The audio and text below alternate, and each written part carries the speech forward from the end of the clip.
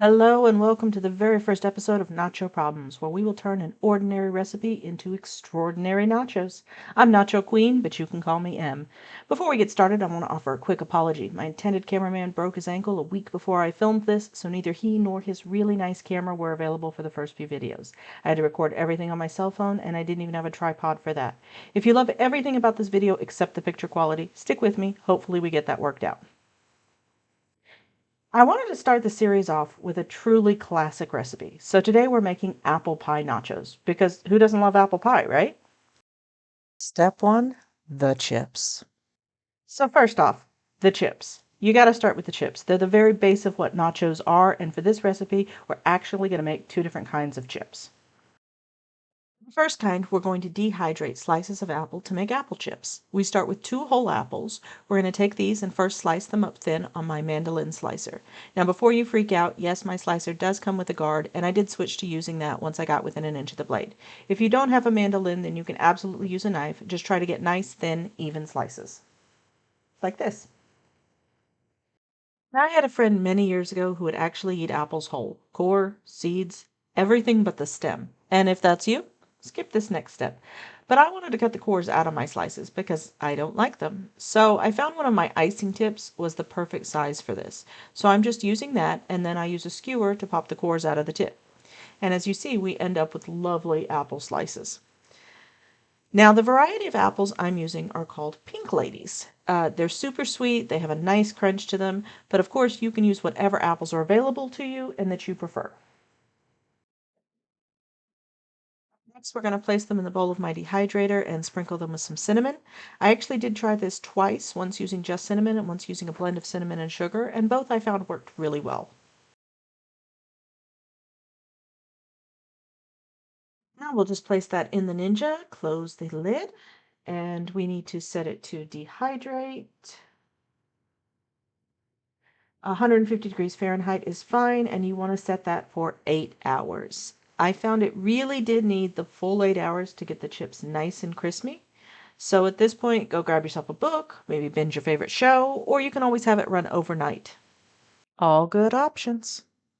And here's what they look like in the end. Like I said, they ended up super crispy and really yummy. Step 2, more chips. For our next step, I wanted to try turning pie crust into chips, because it's not really apple pie nachos without the pie crust. So here we go. I have a confession. I filmed this over Christmas, and I was a little burnt out from all the cooking, so I decided to cheat a little and buy pre-made pie crust dough. Now I'm just going to roll it out here a bit so the chips will end up nice and crispy. I got this lovely stainless steel rolling pin as a Christmas present from my mother-in-law, which I know seems like an odd present, but I really do love to bake, and she knows that, so she got me some really nice kitchen stuff. I really wanted my chips to be triangle shaped, so I found this little square dish in the cupboard, and I think that I can use it like a cookie cutter and then cut them in half diagonally.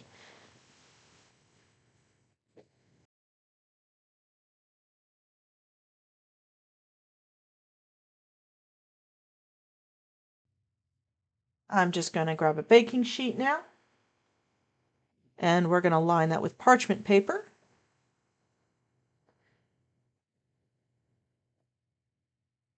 And then we'll place the cutouts down while I work the rest of the dough into 2 more squares.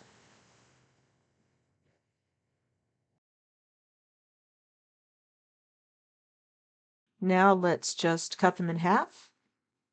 And I think they turned out pretty well, actually.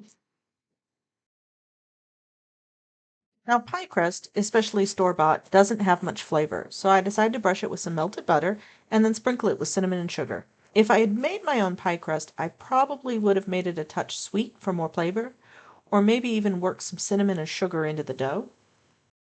But this ended up working pretty well. I just made sure to give all of the chips a good coating of cinnamon and sugar. My oven's preheated to 400, and these will bake for about 10 minutes. Now we just pop these into the oven, and as you can see, they came out beautifully. Step 3, cheese and toppings. For most of our recipes, the quote-unquote cheese and the toppings will be separate, but in this case, they're actually together. So what we're going to do here is basically make apple pie filling. If you want, you can just buy a can of it. You might just need to chop it up a bit if the apple pieces are too big for nachos. I made my own because it turns out it's actually pretty simple. This lovely device is supposed to be used with potatoes to make homemade fries, but I figured it would work well with apples and give me nice consistent sized chunks. I must admit my knife skills are not the best, so I try any gadget that'll help in that department. This was also a Christmas present, so I'm still trying to figure it out.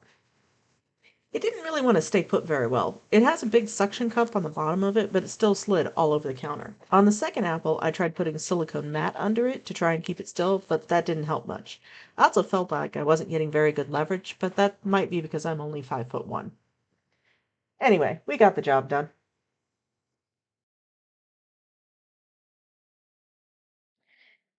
Next, we're going to melt some butter in a small saucepan over low heat and then add in our apples. I remove the peel and core and then slice them into small chunks and give it all a good stir. Try not to be like me and get distracted and let your apples burn so that you then have to repeat the step.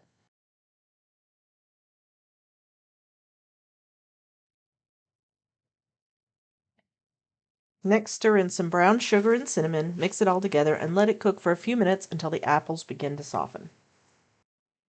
Now, I'm not sure what happened here. I did this 3 times and somehow didn't end up with any footage of the next steps. So let's think of it as a little break. Close your eyes, take a deep breath, and we'll envision the next steps.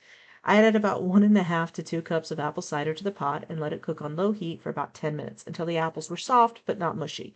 Then I mixed a 1/4 cup of cold apple cider with a little cornstarch, added that in, and brought everything to a boil to thicken up. Then I removed it from the heat.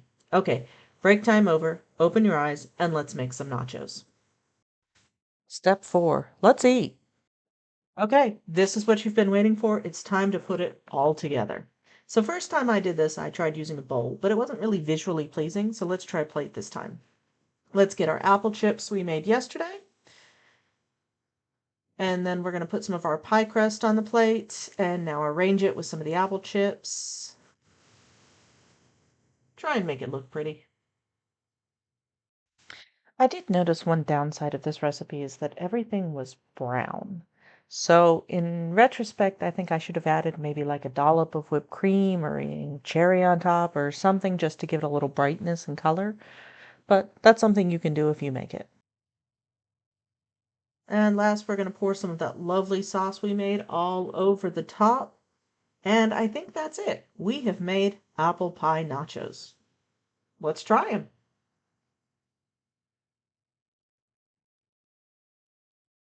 Yeah, they were actually pretty good.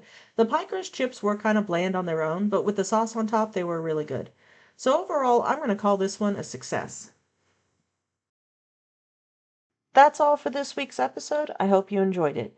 If you did, please consider sharing it with a friend. If you're still not sure what's going on here, there's a link to my intro video in the description that explains the channel and what we're doing here. Now, I've got a lot of dishes to do, but luckily those are not your problems. I'd like to say a huge thank you to Idle Scribblings. She made all of our logos. A link to her website will be in the description. If you have any suggestions for a future video, then please leave it in the comments, or better yet, tag me on Twitter. I am @NachoProblemsYT. Thanks for watching, and I'll see you soon.